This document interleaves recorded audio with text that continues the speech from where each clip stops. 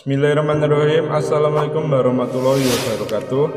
Pemirsa yang dirahmati Allah, marilah kita simak ceramah dari Ustadz Adi Hidayat dengan tema cara menyelesaikan masalah kehidupan. Sebelumnya marilah kita bersolawat terlebih dahulu. Allahumma sholli ala Sayyidina Muhammad wa ala ali Sayyidina Muhammad. Selamat menyaksikan.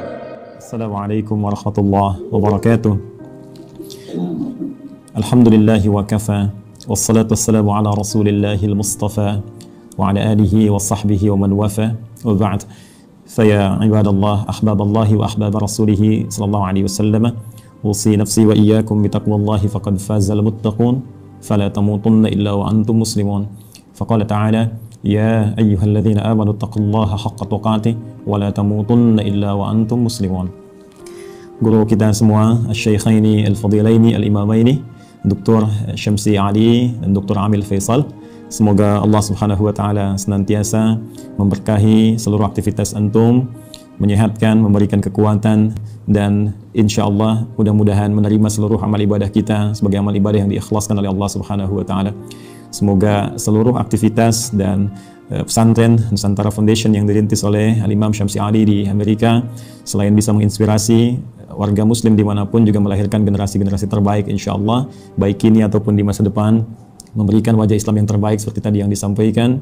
Pun demikian dikhususkan untuk Adinda, putra dari Ustaz Amir Faisal yang akan melanjutkan studi. Semoga Allah senantiasa berikan taufik, istiqamah untuk tafaqquh fid din, dan kembali untuk bisa menyampaikan risalah pengetahuannya seperti yang diamanahkan dalam Al-Quran surah ke-9 At-Taubah di ayat 122 itu.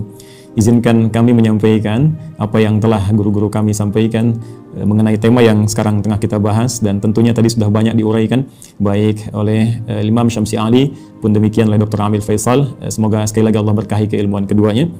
Izinkan kami kemudian merinci dari apa yang tadi telah disampaikan dengan tiga aspek bahasan utama. Kita akan mohon izin mulai dengan muqaddimah tentang mengapa kita diciptakan. Kemudian yang kedua, apa korelasi antara penciptaan dan tugas kita sebagai manusia dengan Al-Quran. Kemudian yang ketiga, bagaimana kita bisa menampilkan pedoman hidup dalam Al-Quran terkait dengan misi kehidupan kita di muka bumi ini. Tiga ini yang mudah-mudahan bisa saya sampaikan dengan durasi waktu yang telah ditetapkan oleh panitia. Tadi ada sekitar 20 menit ya. Mudah-mudahan sampai 20 menit ini, dan kalaupun boleh bisa disesuaikan dengan kultum barangkali Ustaz Syamsi Ali ya, kuliah terserah antum gitu.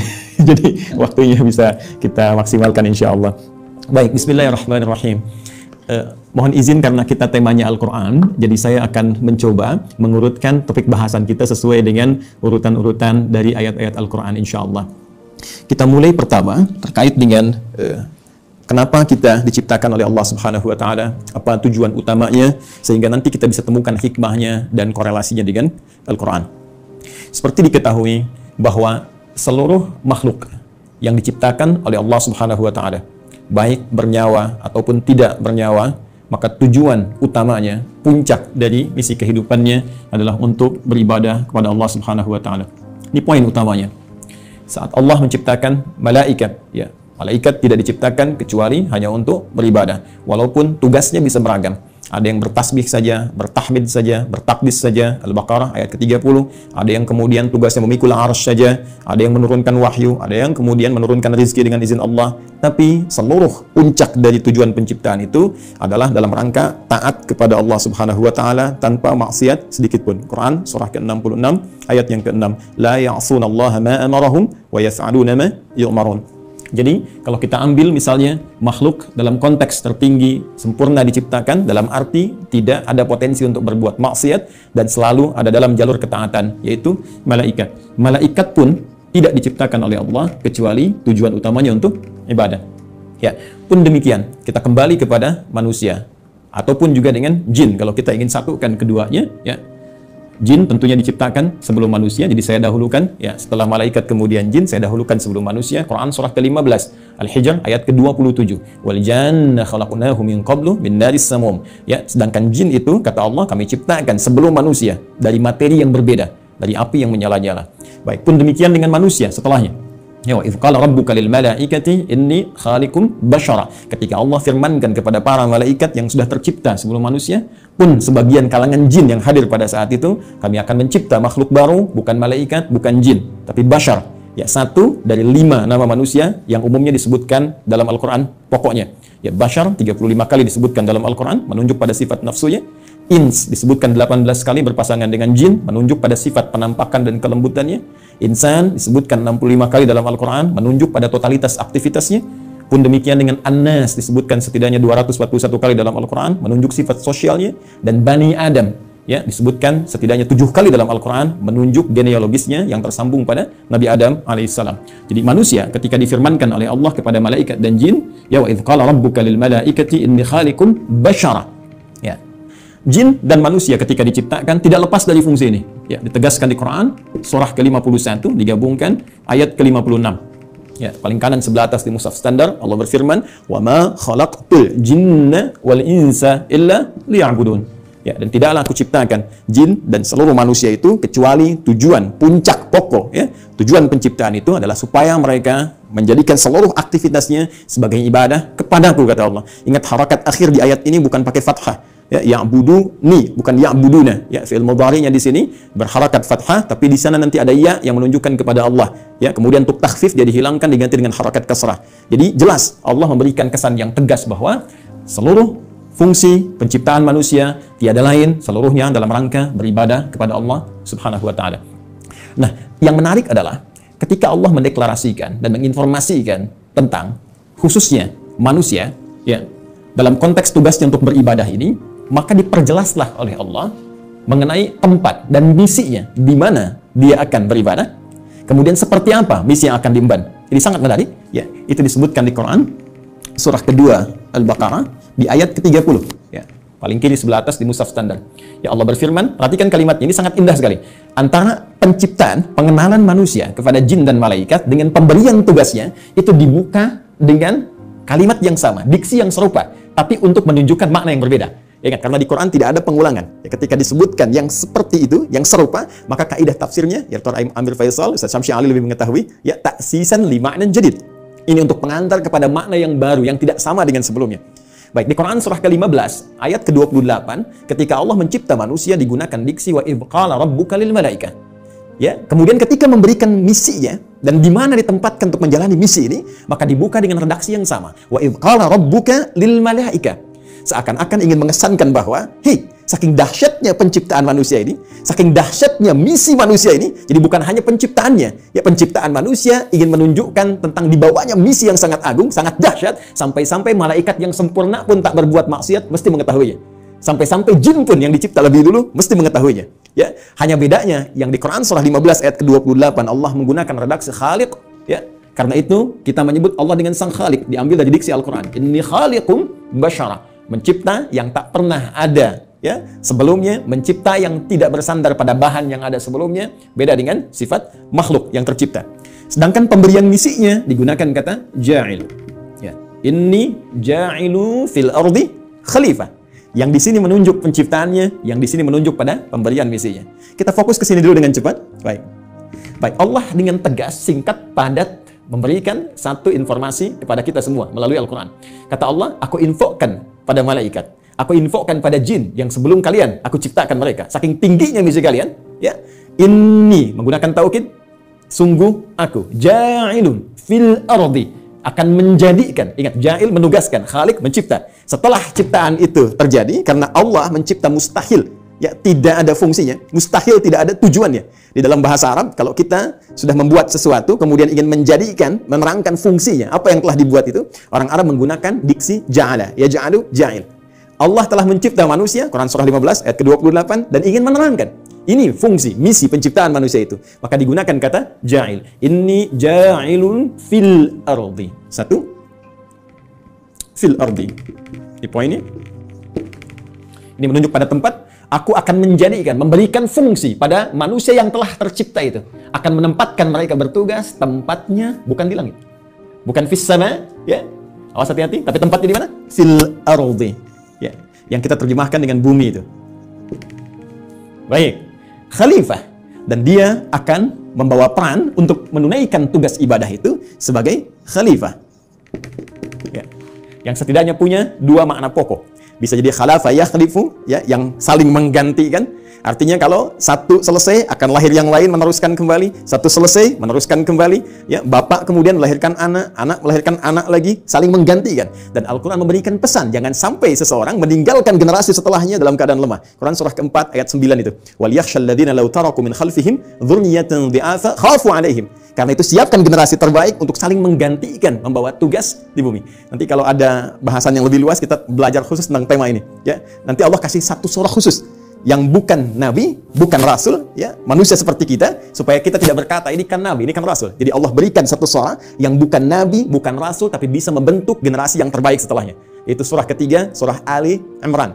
Imran bukan nabi, Imran bukan rasul, tapi nanti menikah dengan Hannah seperti kita ketahui, melahirkan Maryam.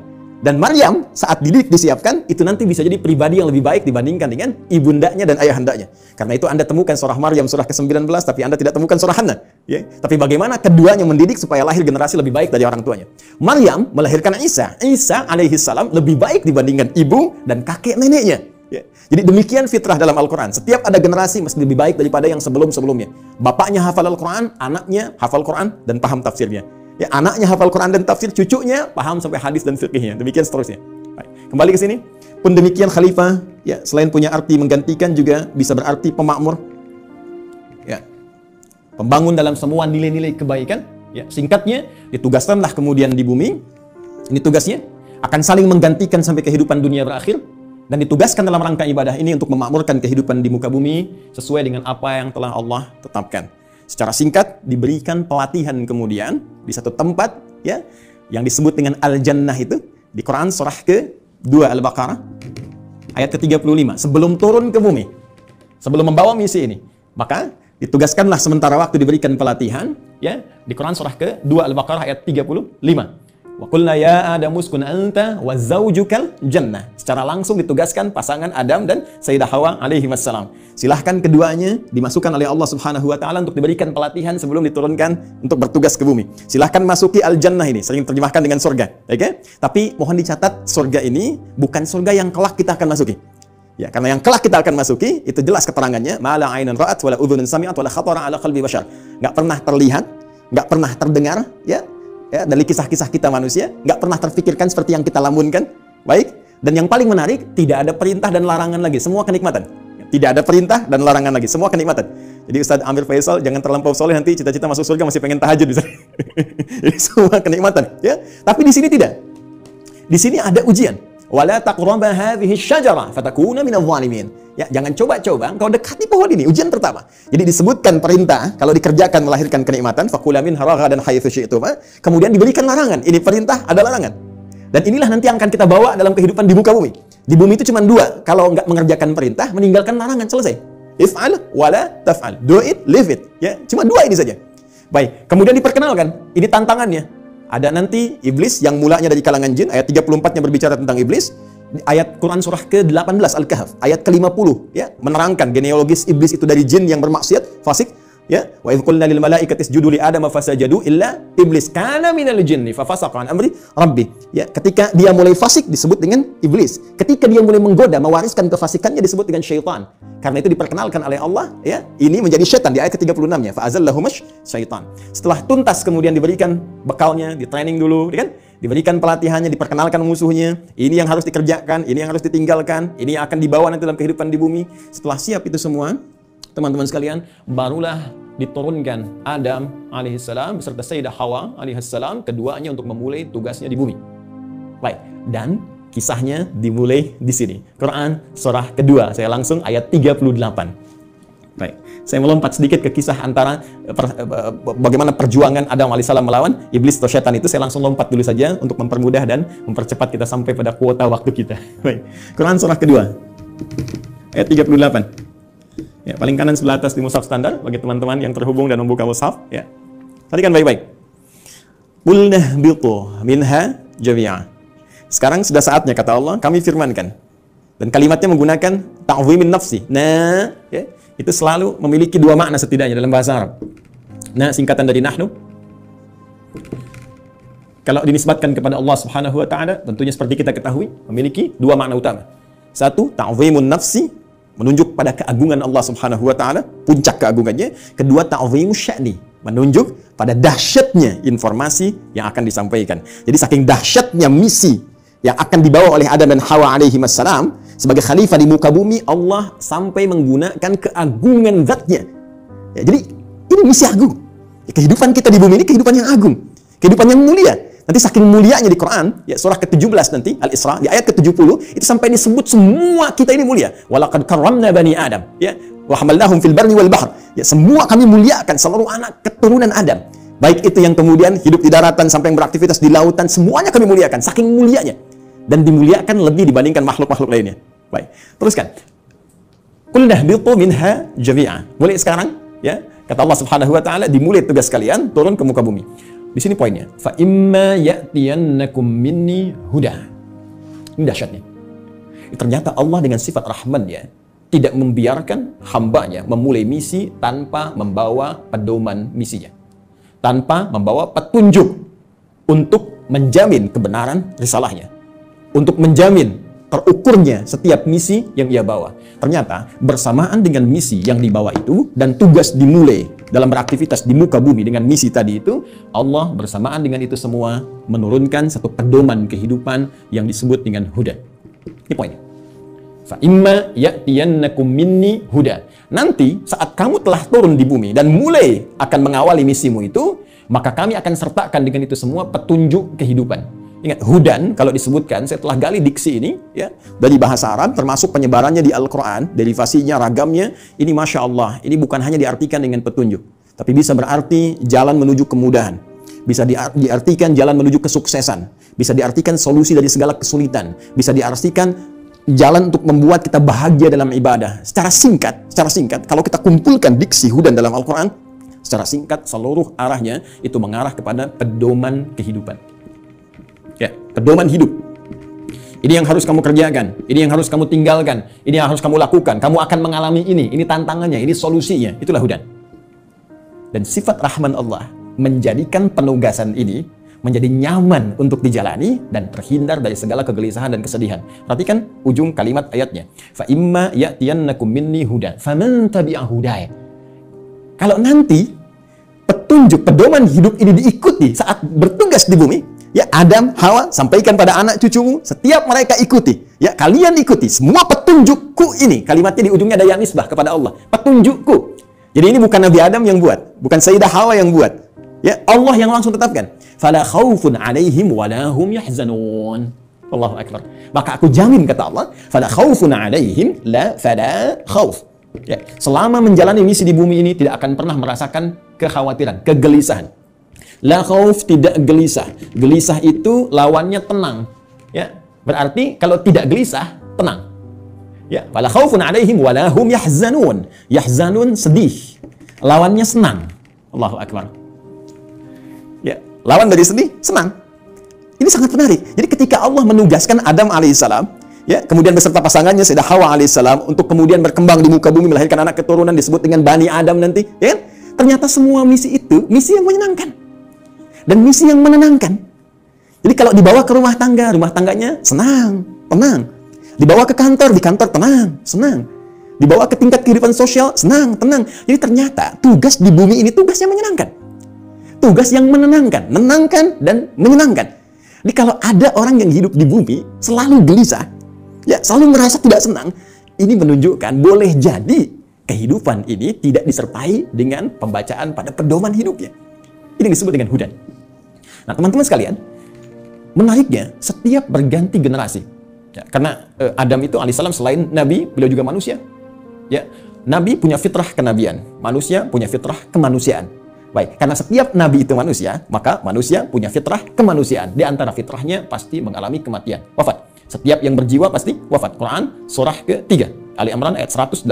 Kullu nafsin dha'iqatul maut. Semua, bukan satu dua orang, seluruh umat bahkan ada kuotanya. Ada batasnya, ya, batas kematian disebut dengan ajal. Quran surah ke-7, Al-A'raf ayat 34. Wa likulli ummatin ajal. Fa idza jaa ajaluhum la yastakhiruna sa'atan wa la yastaqdimun.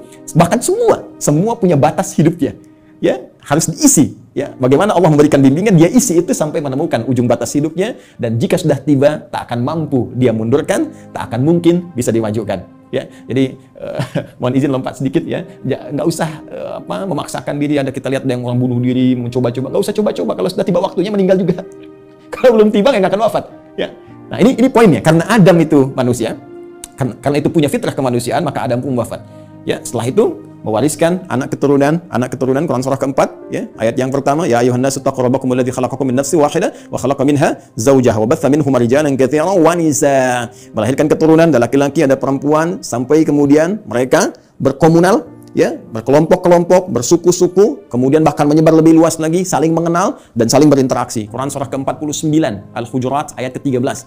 Ya ayyuhan nas, wahai seluruh manusia, inna khalaqnakum min dzakari wa untha. Kami ciptakan kalian ada laki-laki ada perempuan. Ternyata manusia cuma dua jenis, ya, laki-laki dan perempuan. Awas hati-hati ya. Wa ja'alnakum syu'uban wa qabaila. Kemudian setelah itu kami jadikan kalian ya syu'uba, berkelompok-kelompok, membentuk satu komunitas dari keluarga ke masyarakat, RT, RW sampai negara sampai benua dan sebagainya. Wa qabail, ada suku-sukunya, tujuannya lita'arafu, untuk saling membangun sinergi, membangun link, saling mengenal, dan dengan itu membawa misi kekhalifahan yang tadi disebutkan. Ya, inna akramakum indallahi atqakum. Yang paling mulia di antara kalian yang meningkat nilai kebaikan yaitu takwanya. Poinnya, ada wafat, manusia jadi berkembang.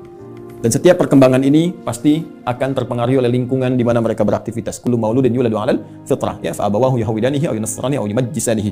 Semua yang terlahir itu baik, cuma lingkungan nanti yang membentuk dia bisa merubah bahkan menjauh dari Allah Subhanahu wa taala. Dalam konteks ini, saya ingin cepat, saking sayangnya Allah kepada kita semua, Allah tidak menginginkan seluruh manusia yang hidup di bumi mengalami kebuntuan dalam membawa misinya dan bahkan mengalami kegagalan. Yang Allah inginkan semua konsep tadi senang dan tenang. Maka di setiap pergantian generasi itu, maka Allah utuslah kemudian seorang rasul, ya, utusan, seorang nabi yang membawa kembali pedoman-pedoman yang dahsyatnya sesuai dengan era dan masa yang dialami. Nabi Adam selesai, muncul Nabi Nuh. Nabi Nuh kemudian membawa risalah. Nuh selesai, muncul nabi lainnya. Terus sampai ke Nabi Muhammad SAW. Menariknya, teman-teman sekalian, seluruh nabi dan rasul yang diutus oleh Allah Subhanahu wa taala, yang membawa pedoman hidup bagi masyarakatnya, bagi umatnya yang diarahkan sesuai dengan masanya itu, semua petunjuknya, pedomannya diberi nama dengan nama utama yang serupa, yaitu Hudan. Silakan Anda cek. Kita ambil yang paling dekat lah ke masa Nabi Muhammad SAW. Nabi Isa, Nabi Musa alaihi wassalam. Nabi Musa misalnya, ini yang paling populer yang banyak disebutkan dalam Al-Quran. Ya, saya sebutkan dekat itu bukan dekat dalam konteks masa waktu, tapi dekat dalam konteks sering banyak disebutkan sehingga sering didekatkan. Ya, tiga nabi ini, yaitu Nabi Musa, Nabi Isa, dan Nabi Muhammad SAW yang mewakili banyak kisah dalam Al-Quran. Nabi Musa, kitabnya Taurat. Ya, Taurat ketika disifati oleh Allah Subhanahu wa taala menjelaskan fungsinya, maka tidak jauh dengan diksi ini, Hudan. Buka Al-Quran surah ke-17. Al-Isra, ayat yang kedua. Wa ataina Musal kitabah. Dan telah kami berikan kepada Musa kitab. Itu Taurat. Ya kan? Apa fungsinya? Wa ja'alnahu hudan li bani Israil. Dan kami jadikan Taurat itu, isinya adalah pedoman kehidupan bagi Bani Israel. Karena Nabi Musa diutus hanya satu kalangan saja, komunitas tertentu saja. Di kalangan Bani Israel, maka pedomannya dikhususkan untuk itu. Jadi nanti yang menariknya dalam satu era itu bisa ada misalnya dua rasul diutus, ya, karena distriknya beda, ya. Seperti kisah Nabi Ibrahim dengan Nabi Lut misalnya, ya. Nabi Ibrahim dengan Nabi Lut kan di Quran surah ke-51 itu, ya. Ketika kita masuk ke ayat ke-30 dan seterusnya, itu Nabi Ibrahim dikunjungi para malaikat. Di ayat 24-nya, hal ataka haditsu dhaifi Ibrahim al-mukramin. Pernahkah engkau dengar kisah ketika Nabi Ibrahim dikunjungi para malaikat? Tujuannya sebetulnya bukan ke Nabi Ibrahim, tapi akan datang ke Nabi Lut, ya, alaihi salam, untuk mengabulkan tuh permohonan dalam tanda petik umat yang menantang azab. Jadi ketika akan datang ke situ mengadab, mampir dulu ke tempat Nabi Ibrahim dengan hikmah tertentu. Jadi di satu masa bisa ada dua nabi dan rasul yang bertugas di wilayah yang berbeda. Nabi Musa alaihi salam itu tugasnya untuk Bani Israel. Diberikan panduan, disebut dengan Taurat dan disifati dengan Hudan. Pedoman kehidupan. Betapa inginnya Allah umat di zaman itu senang dalam menghadapi misi, menunaikan ibadahnya, dan tenang dalam menjalankan itu semua. Berganti secara cepat Nabi Isa alaihi salam meneruskan risalah Nabi Musa setelah melewati fase-fase tertentu. Jaraknya sekitar 600 tahun ke Nabi Muhammad sallallahu alaihi wasallam. Nabi Muhammad ke Nabi Musa sekitar 2000 tahun. Nabi Isa alaihi salam ketika meneruskan risalah Nabi Musa alaihi salam, berarti tugasnya sama, ya, kepada Bani Israel. Jadi bukan kepada seluruh kalangan manusia, hanya untuk Bani Israel saja, terbatas. Wilayah sebagian di Palestina saja, ya. Jadi kalau sampai ke Indonesia agak kejauhan, ya, cuma di sana saja. Bani Israel diberikan kitab. Injil. Karena itu Taurat dan Injil sering disatukan. Ya, Quran surah ketiga misalnya, penyebutan pertama untuk Taurat dan Injil. Ya, di ayat yang ketiga, nazzala 'alaikal kitaba bil haqqi musaddiqan lima baina yadayhi wa anzalat Taurata wal Injil. Ketika Injil diberikan kepada Nabi Isa alaihissalam sebagai kitab pedoman kehidupan, itu pun disifati sama kalimatnya dengan hudan. Buka Quran surah kelima Al-Maidah, ya, di ayat ke-46. Ya, silakan lihat di pertengahannya. Wa atainahul injil fihi hudaw wa nur.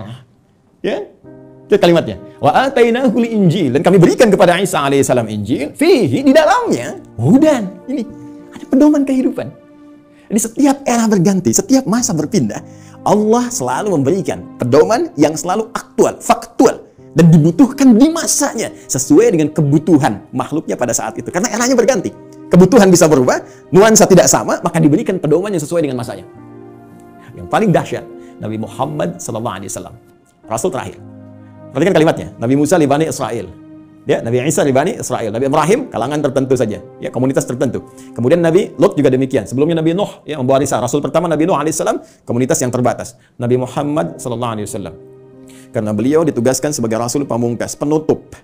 Kalau penutup berarti risalahnya harus sampai berakhir kehidupan dunia. Namanya penutup. Karena tidak ada Rasul setelah beliau, tidak ada Nabi lagi. Karena itu risalahnya harus bertahan abadi sampai kehidupan berakhir. Maka diturunkanlah oleh Allah yang paling spesial. Karena spesialnya ini menyifati segala hal yang tadi disebutkan. Harus sampai bertahan sampai kehidupan berakhir. Harus beda dengan yang sebelum-sebelumnya. Harus punya mukjizat yang lebih dahsyat. Karena itu yang terakhir ini, karena sifatnya harus bertahan sampai akhir zaman, dia harus lebih daripada yang sebelumnya. Harus bertahan.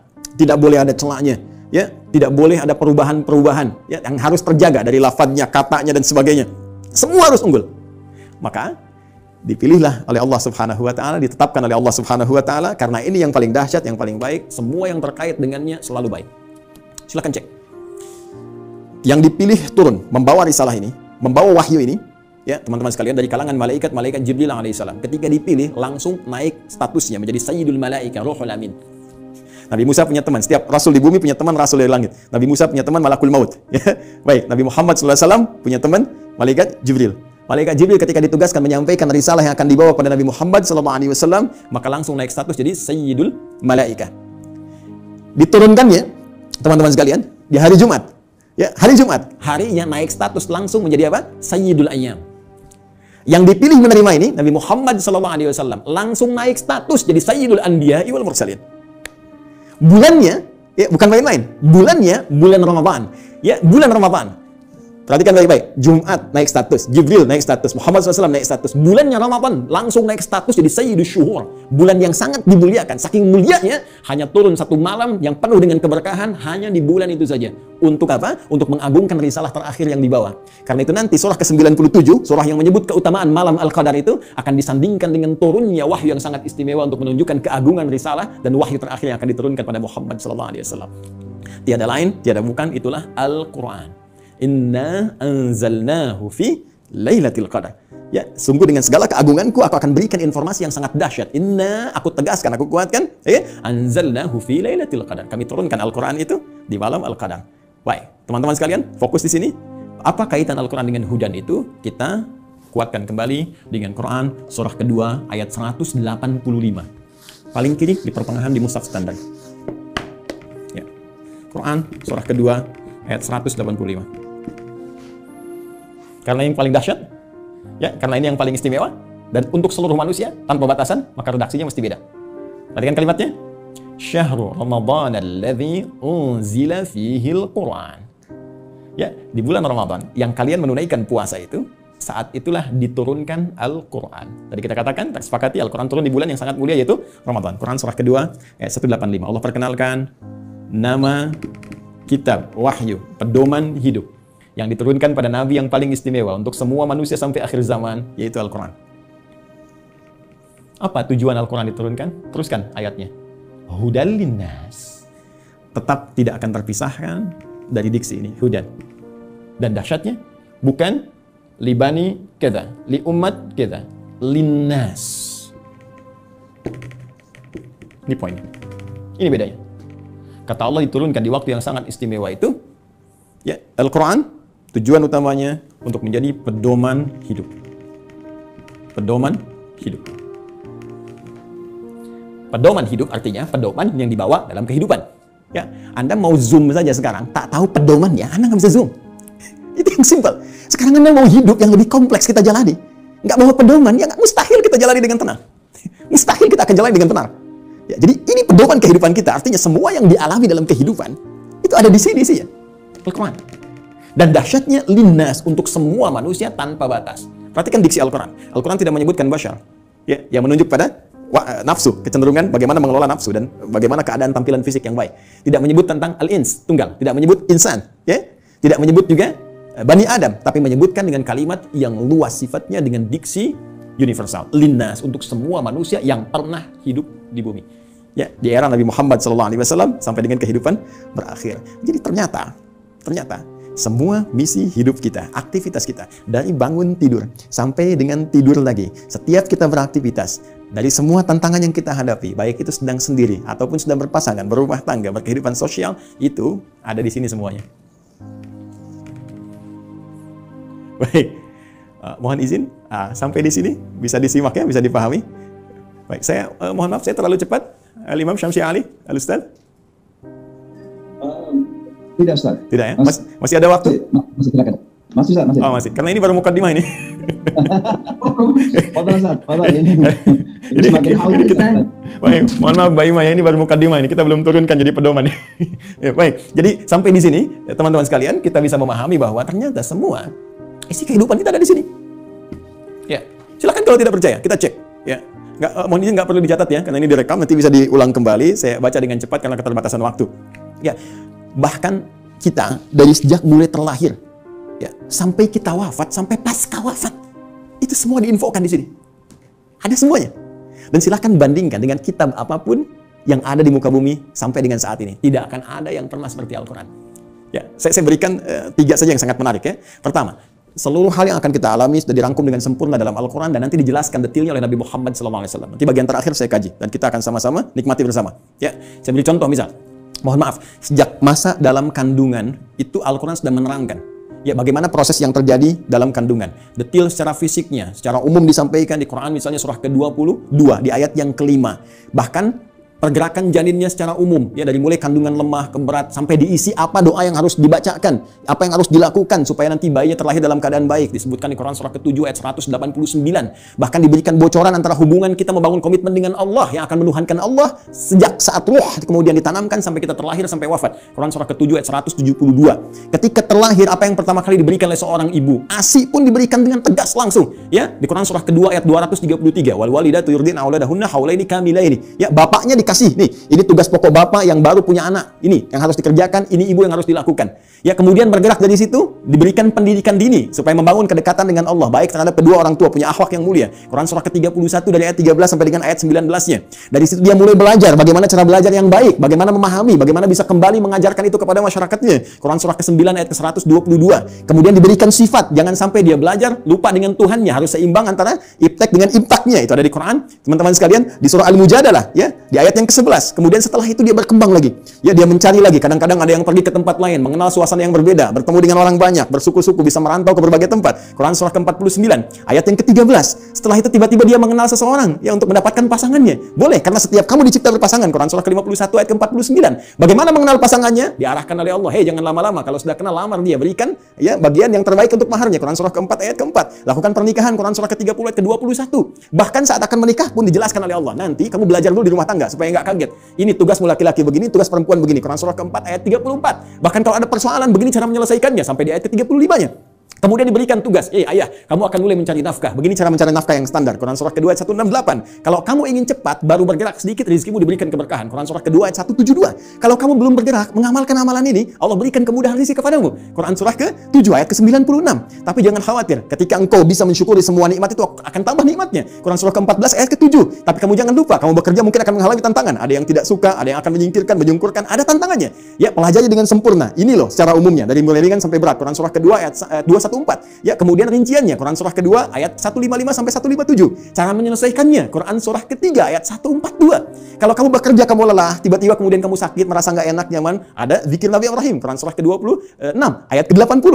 Kalau penyakitnya berat, kata dokter mustahil sembuh, nggak ada yang mustahil. Amalkan zikir Nabi Ayub, saya sembuhkan seperti saya sembuhkan Ayub. Quran surah ke-21 ayat 83 sampai 84. Tugas seorang istri ya bisa merawat anaknya. Kadang-kadang tidak mudah itu semua. Ada yang berkata, bagaimana mendidik dengan baik? Quran surah ke-17 ayat 23 sampai dengan ke-27-nya. Sampai mereka dewasa sampai usia 40 tahun masih diberikan amalan untuk bakti pada kedua orang tuanya. Quran surah ke-46 di ayat yang ke-15. Sampai kemudian hidup lebih jauh lagi sampai tiba-tiba ada dalam keadaan pikunnya. Ya, Quran surah ke-22 ayat yang ke-5 itu di bagian bawahnya. Sampai kemudian setelah itu dijelaskan oleh Allah, kalau kamu akan nanti wafat, pasti kamu wafat. Siapkan cara wafatmu supaya indah. Kamu hidup untuk tenang, wafat pun harus tenang. Turun Quran surah ke-89 ayat 27 sampai 30. Ya ayat Tuhan nafsul mutmainnah. Kamu saya berikan hidup di dunia untuk tenang, wafat pun harus tenang. Ya. Kemudian setelah itu apa yang terjadi? Anda akan mengalami situasi di alam kubur, dijelaskan lagi. Ya, bahkan jelas. Afala ya'lamu idza bu'thirama fil qubur. Setelah itu disampaikan situasi di dalamnya. Bisa kamu siapkan sejak di dunia. Ini loh yang paling bagus. Ada layanan dengan semua keberkahan, kenikmatan sampai-sampai dia akan menyampaikan kepada orang yang belum wafat. Kalau bisa kerjakan ini, kalau mampu kerjakan supaya kamu cepat nyusul. Di sini enak, lebih enak daripada di situ.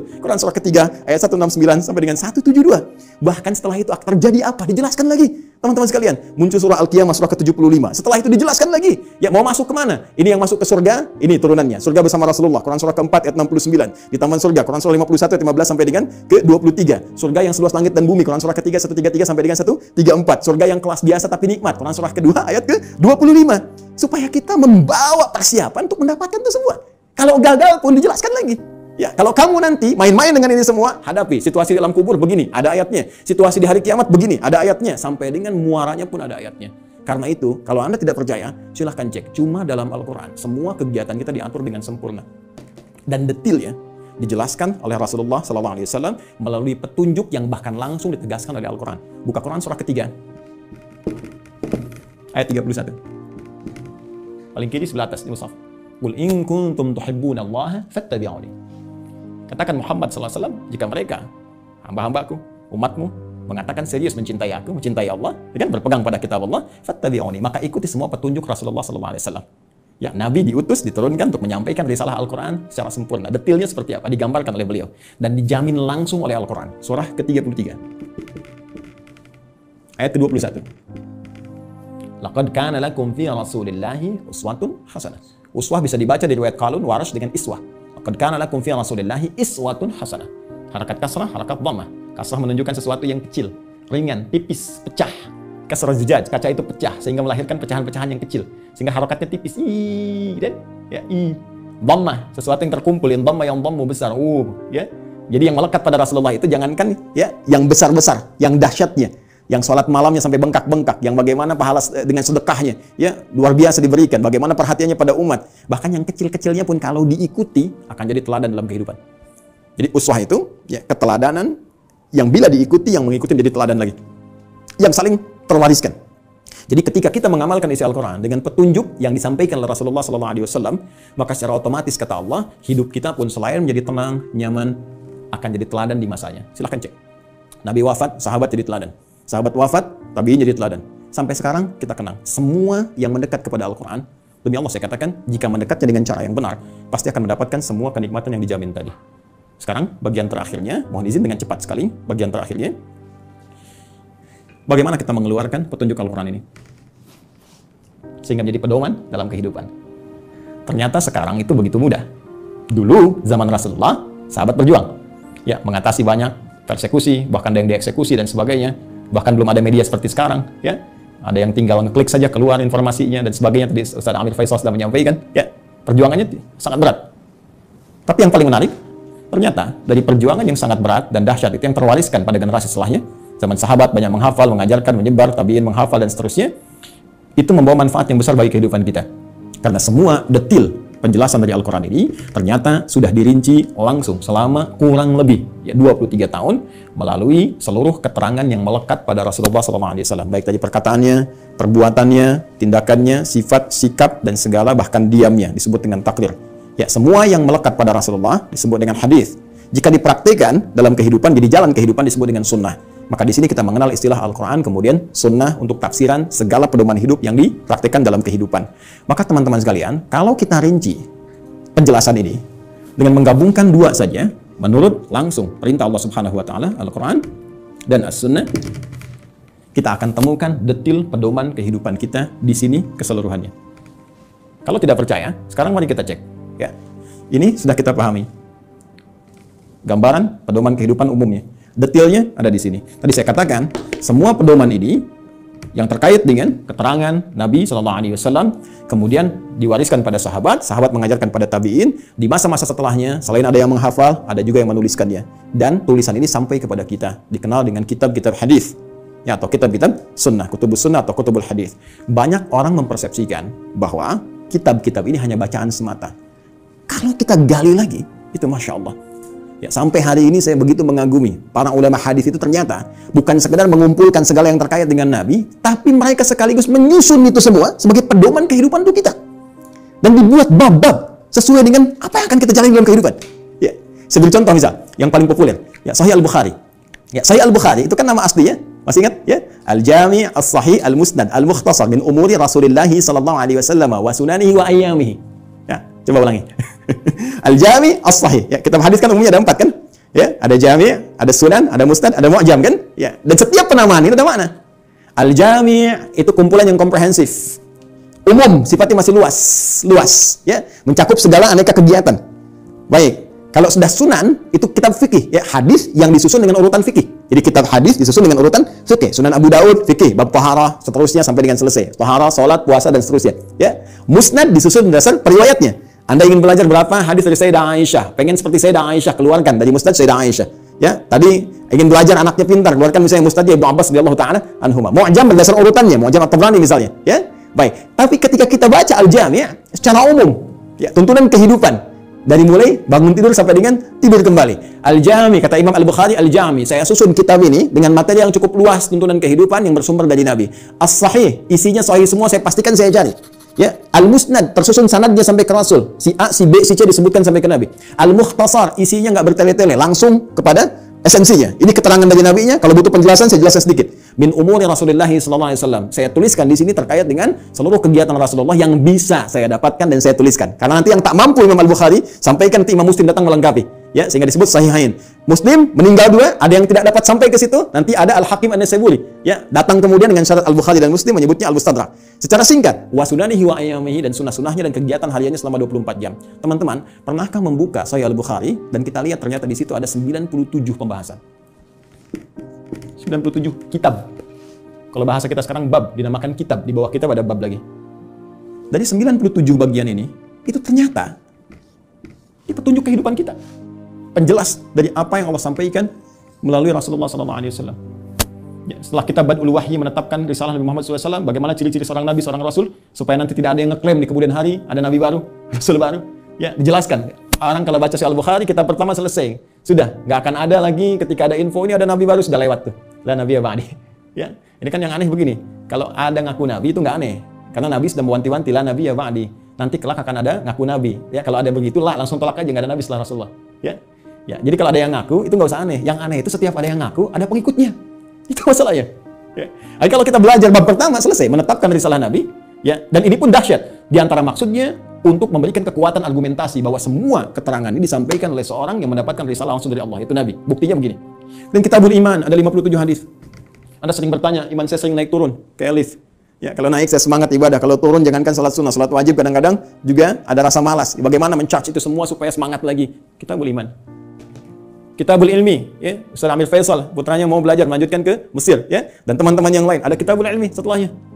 Bisa dikeluarkan bagaimana petunjuk pedoman belajar langsung dari Nabi. Dan dahsyatnya di Sahih Al-Bukhari ini tidak dimulai satu hadis kecuali dengan ayat Qur'annya dulu. Ini ayatnya, ini hadisnya. Silakan cek. Kitabul Bai', teman-teman yang pebisnis, ya, silakan. Yang berniaga, yang berbisnis, keluarkan Kitabul Bai', Kitabul Tijarah, ya, kitabnya Kitabul Bai', turunannya turunan tentang bisnis. Di pemerintahan, diplomasi, birokrasi, Kitabul Imarah, ya. Sekarang masa pandemi, ya teman-teman keluarkan ada Kitabul Wabah, tentang bab wabah, taun, ada semua. Dan kalau kita jeli lihat lagi, demi Allah saya katakan, hanya di Islam yang semua tuntunan kehidupan dari bangun tidur sampai tidur lagi ada pedomannya. Silahkan cek. Ya, bangun tidur ada doanya. Silahkan cek. Bandingkan dengan keyakinan manapun. Cuma di Islam. Ini kita dalam konteks ilmiah ya, sedang berargumentasi. Jadi kalau nanti di soal kita berargumentasi. Ya, jangan diadukan, tapi kita diskusikan. Ya, baik. Sekarang lihat, bangun tidur ada doanya. Ya, dan doa itu jangan salah. Doa itu bukan kalimat formalitas yang kita ucapkan untuk menjadikan sesuatu hanya sebagai ibadah semata. Bukan hanya itu, tapi isi doa itu pedoman bagaimana kita menjalaninya. Bangun tidur apa yang harus dilakukan? Ya, buka misalnya di Abu Daud, nomor hadis 1367 dari Ibnu Abbas radhiyallahu taala anhuma ketika menginap di rumah Sayyidah Maimunah radhiyallahu taala anha. Beliau menyimak Nabi bagaimana Nabi bangun di malam hari untuk mengikuti salat malamnya. Kata beliau, kana Nabi sallallahu alaihi wasallam idza staiqadha min naumi, adalah kebiasaan Rasulullah SAW apabila bangun dari tidurnya. Fajalasa, beliau duduk sebentar. Pemasaha biyadi min athari naumi, kemudian menghapus menghilangkan bekas ngantuk dengan tangan yang beliau duga bersih. Ya, jadi dihilangkan dulu. Jadi bukan langsung baca doa saat ngantuk begini. Bangun jam 3:30 masih ngantuk begini. Ketika sadar lagi jam 6 hilangkan dulu ngantuknya. Baru setelah itu, faqara akhirnya khawatim surah Ali Imran, membaca 10 ayat terakhir surah Ali Imran, baru baca doa.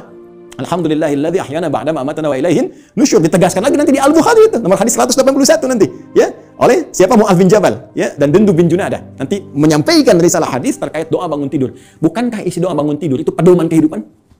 Silakan cek lagi. Alhamdulillahilladzi ahyana ba'da ma amatana. Saya bersyukur padamu ya Allah yang telah memberikan kesempatan kembali pada saya untuk menjalani kehidupan. Padahal Engkau bisa wafatkan aku dalam tidur tadi. Ya, wa ilaihin nusyur. Perhatikan, sering terjemahkan dengan dan kepadanya akan kembali. Hei kawan, nusyur dari kata nasyara artinya beraktivitas untuk mencari bekal pulang. Ya, Anda menyebar dari Makassar, dari Sumatera, dari Papua, dari Kalimantan, bisa datang ke Jakarta untuk mencari bekal supaya bisa mudik pulang. Ramadan pulang mudik. Itu bahasa Arab disebut dengan nasyara yansyaru. Kalau menyebar luas disebut intasyara yantasyiru. Menyebar. Untuk pulang kampung. Kita pun akan pulang. Ya. Teman-teman, mudik itu yang kita lakukan setiap tahun, ya kan? Itu kan bahasa Arab jelas. Ya. Waktunya disebut mi'ad, tempatnya disebut ma'ad. Kita itu pulang kepada Allah. Quran surah 3 ayat 9. Innallaha la yukhliful mi'ad. Pasti kita pulang. Allah nggak mungkin menyalahi janjinya. Tempatnya disebut dengan ma'ad, tempat pulangnya. Ibnu Qayyim al-Jauziyah punya kitab Zadul Ma'ad. Kita pasti pulang. Karena itu, saat bangun dari tidur, kita berjanji kepada Allah, ya Allah, hari ini saya akan cari bekal lebih baik daripada hari sebelumnya. Supaya kalau saya pulang hari ini, keadaan pulang saya lebih baik, ya Allah. Makanya diajarkan sebelum tidur kita evaluasi diri. Nabi evaluasi hari ini apa yang dikerjakan, besok merencanakan. Turun Al-Insyirah surah ke-94 itu, fa idza faraghta fansab ila rabbika farghab, ya. Disiapkan dari sekarang apa yang mau dikerjakan besok. Ayo teman-teman, saya cek ya. Jangan-jangan selama ini kita pun belum siap mengerjakan apa yang kita lakukan besok. Untuk waktu Indonesia, di Amerika mungkin masih pagi, kan? Saya tanya pada Anda mau baca Quran berapa halaman hari ini? Berapa ayat? Mau sedekah berapa banyak? Mau tahajud jam berapa nanti? Ya. Kadang-kadang luput dari kita, malamnya kita koreksi. Makanya Nabi istighfar sebelum tidur. Mengoreksi, Nabi aja yang ahli surga, tempat terbaik, manusia paling mulia, paling takwa, yang dilepaskan semua bebannya saat di akhirat, diberikan surga sampai beliau mengatakan saya puas. Wala saufa yu'tika rabbika fatarda, wala saufa yu'tika rabbuka fatarda. Itu masih istighfar kepada Allah. Saya, Anda, kita siapa? Nabi bukan, Rasul bukan, gak ada jaminan surga untuk kita. Kenapa kita nggak evaluasi keadaan hidup kita? Dan kita melupakan kematian, bahkan kita akan pulang. Pernahkah kita terbayang bahwa saat malam nanti tertidur, mungkin itu kehidupan kita yang terakhir untuk kita kembali? Karena itu kita siapkan, kalau saya besok bangun lagi, ya Allah, saya ingin sholat saya lebih baik daripada sebelumnya, saya ingin jamaah nanti jam sekian, ya Allah saya ingin sedekah besok, ya Allah saya ingin baca Al-Quran, supaya kalau saya meninggal pada saat itu, dan karena itu ajal dirahasiakan, supaya kita siap kapan pun pulang. Karena itu jangan coba-coba ketika Anda terpikir berbuat maksiat, bayangkan seketika wafat. Maka dari itu Anda berjanji saat bangun, saya akan jadi orang lebih baik dibandingkan dengan hari yang kemarin. Itulah sebabnya muncul mahfuzat. Ini bukan hadis ya. Orang yang hari ini ya lebih baik daripada hari kemarin, orang yang beruntung, ya kan? Orang yang sama dengan yang kemarin, orang yang rugi. Orang yang lebih buruk daripada kemarin, orang binasa. Itu mahfuzat, terambil dari nilai hadis tadi. Itu baru bangun tidur. Silahkan cek. Mau makan ada doanya, mau minum ada doanya, berpakaian ada doanya, masuk toilet pun urusan yang sederhana ada doanya. Bahkan langkah kakinya diatur. Masuk kiri keluar kanan. Beda dengan masjid. Masuk kanan keluar kiri. Doanya berbeda. Bangun tidur sampai tidur lagi, pedomannya lengkap semua. Pertanyaan saya, dari sekian banyak kebaikan yang telah Allah tampilkan kepada kita, berapa yang telah kita keluarkan dalam kehidupan? Saya punya dugaan yang kuat, jangan-jangan persoalan kehidupan di muka bumi ini tak mampu kita tuntaskan, bukan karena kita nggak pintar. Mohon maaf, bukan karena kurang gelar. S1, S2, S3, sampai dapat gelar, misalnya pengajaran tertinggi, profesor, dan sebagainya, bukan karena kurang harta. Tapi mungkin Anda kurang dekat dengan Allah. Kita kurang baca pedomannya. Kurang takwa. Semua kesimpulannya mengerucut kepada takwa. Takwa membangun kedekatan yang paripurna dengan Allah. Karena itu banyak ibadah diarahkan kepada takwa. Puasa la'allakum tattaqun. Salat dibuka dengan takwa. Hudal lil muttaqin alladzina yu'minuna bil ghaibi wa yuqimunas shalah. Haji takwa. Wa tazawwadu fa inna khairaz zadi taqwa. Wa may yattaqillaha yaj'al lahu makhraja wa yarzuqhu min haitsu la yahtasib. Itu puncak. Siapa yang mampu mendekatkan diri kepada Allah Subhanahu wa taala dengan takwanya, dengan menjalankan semua isi pedoman-pedoman yang Allah turunkan, maka Allah akan lepaskan dari semua kesulitan hidup, bahkan mengirimkan rezeki dari sisi yang tidak dia duga. Inilah pedoman kehidupan kita. Inilah Al-Quran, dan inilah jalan yang tidak mungkin kita hindari, karena ini satu-satunya pedoman yang bisa mengantarkan pada kenikmatan di 3 alam. Dunia, alam kubur, sampai akhirat. Terakhir, sebagai penutup, teman-teman sekalian, saking dahsyatnya Al-Quran ini, Allah ingin membuktikan kepada kita kebenarannya. Al-Quran tidak diturunkan di Romawi yang sudah maju pada saat itu. Bukan di Persia, yang sudah punya kekaisaran yang dahsyat. Ya, kalau sekarang diibaratkan Amerika, misalnya Soviet, atau sekarang jadi Rusia dan seterusnya, atau Cina bahkan, kan? Tidak turun di Romawi, tidak turun di Persia. Tapi Allah turunkan di tempat yang paling jauh dari segala titik kemuliaan. Tidak kenal segala titik kebaikan-kebaikan. Ilmu pengetahuan jangan diharapkan tumbuh. Ya, dengan sempurna, dengan baik. Jauh tertinggal, karena itu disebut dengan jahiliyah, menggabungkan nama bahkan dengan sifatnya. Tapi tahukah Anda? Ketika Al-Quran diturunkan di umat jahiliyah itu, bisa mentransformasikan mereka berubah menjadi khairu ummah. Sampai turunnya Quran surah ketiga ayat 110 itu. Paling kiri sebelah atas di mushaf. Kuntum khairu ummah. Silahkan Anda cek. Semua yang belajar dari Nabi, dari 40 orang fase Mekah, sampai menyebar ke Madinah, sampai bertebaran ke seluruh muka bumi, tidak pernah ada satupun sahabat Nabi membawa risalah Al-Quran, kecuali membawa kesuksesan dan misi terbaik kemakmuran di muka bumi. Silahkan cek. Nabi sampai selesai tugas di Madinah punya 12.000 sahabat. Punya 38 panglima. Dari 12.000 itu, kekuatan satu panglimanya bisa menaklukkan Persia dan Romawi.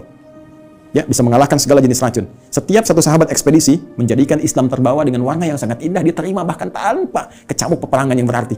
Amr bin As ekspedisi dari Afrika Utara sampai dengan ke Syam. Sekarang cek, Mesir, Libya, Tunisia, Maroko, Aljazair sampai dengan ke Syam. 4 negara sekarang. Ya, Libanon, Palestina, kemudian Yordania, kemudian Syria. Silahkan cek, Muslim yang baik.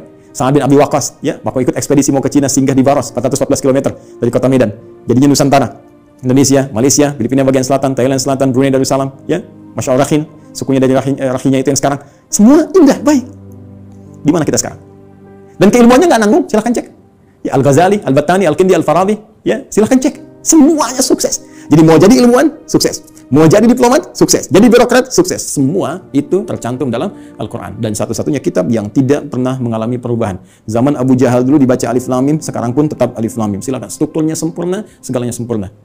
Itulah Al-Quran. Tinggal pertanyaannya, tantangan langsung dari Allah, sejauh mana kita bisa meyakini semua ini untuk menerapkan pedoman tadi, mempelajarinya, mengamalkannya dalam kehidupan kita sesuai dengan kebutuhan kita. Membaca, baik.